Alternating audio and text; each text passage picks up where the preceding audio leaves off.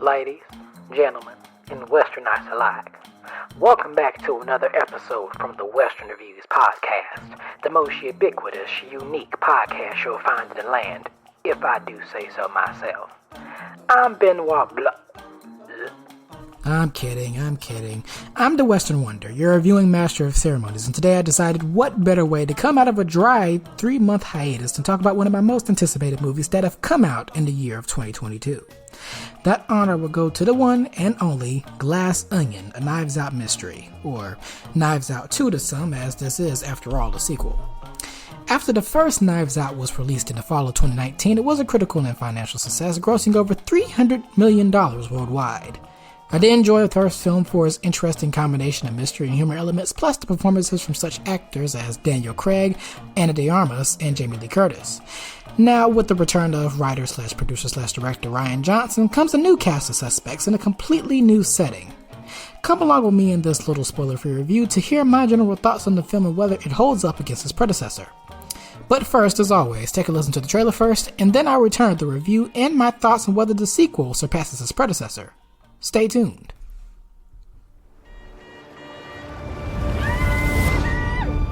Hello! Oh my God! Crew, we've arrived. Disruptors have assembled. Welcome, gang. We got a great weekend. Who's that? Benoit Blanc, the detective? Mr. Blanc, I cannot overstate my gratitude to be here. When's the murder mystery start? I've invited you all to my island Hi! because tonight a murder will be committed. My murder. Once you're dead, will we still be able to talk to you? Yeah, I'm not playing dead the whole weekend, dude. This is truly delightful. Across the island, I've hidden clues. You will have to closely observe each other. If anyone can name the killer, that person wins our game. Any questions? Halle Berry, that has a kick. Oh my God, what happened? Holy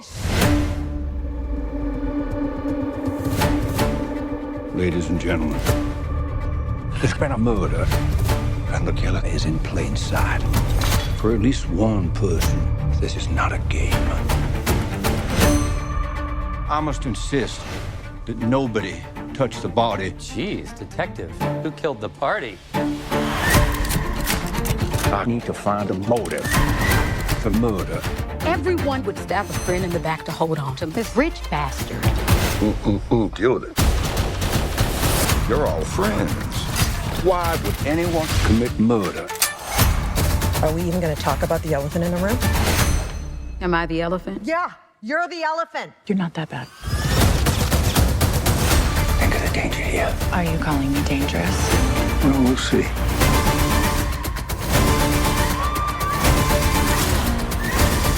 Let it all out. Hell yeah! This is reckless.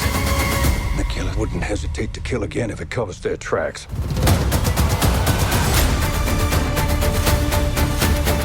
You must be really great at clue, huh? I'm very bad at dumb things. Ticking boxes, running around, searching all the rooms. It's just a terrible, terrible game.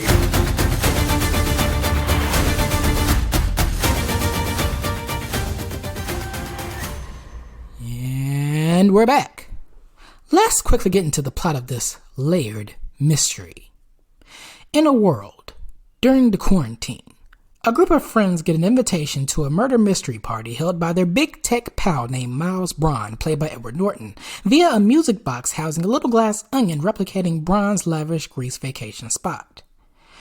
Their party consists of Lionel, played by Leslie Odom Jr., a scientist, Claire, played by Kathryn Hahn, a governor, Birdie, played by Kate Hudson, a fashion designer accompanied by her assistant Peg, played by Jessica Henwick, Duke, played by Dave Bautista, a social content creator accompanied by his girlfriend Whiskey, played by Madelyn Cline, and former CEO and co-founder of Braun's business, Cassandra, aka Andy, played by Janelle Monae.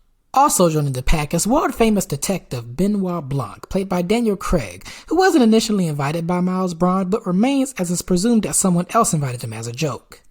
While tensions seemed to flare between Andy and her old co-workers, things seemed to be at a steady pace at this party, until two of the guests end up dying due to various incidents, a la Clue, and the mystery is on.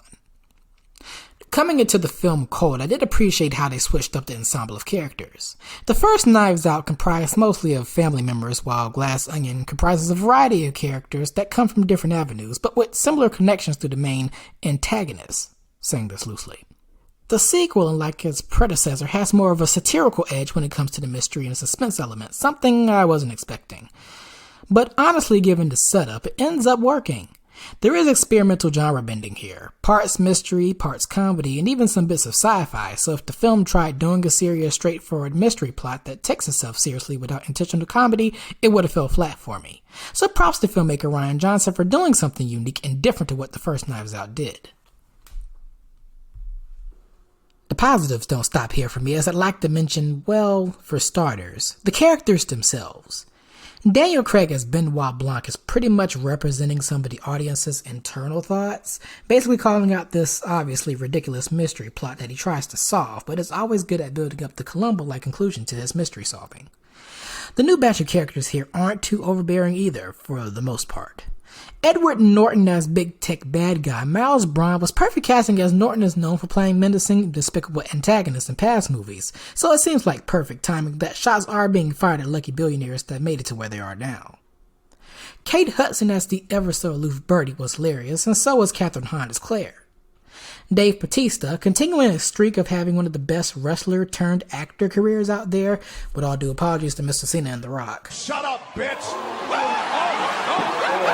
You need to leave! Seems to have a blast throughout playing Duke, like this was the role he was born to play.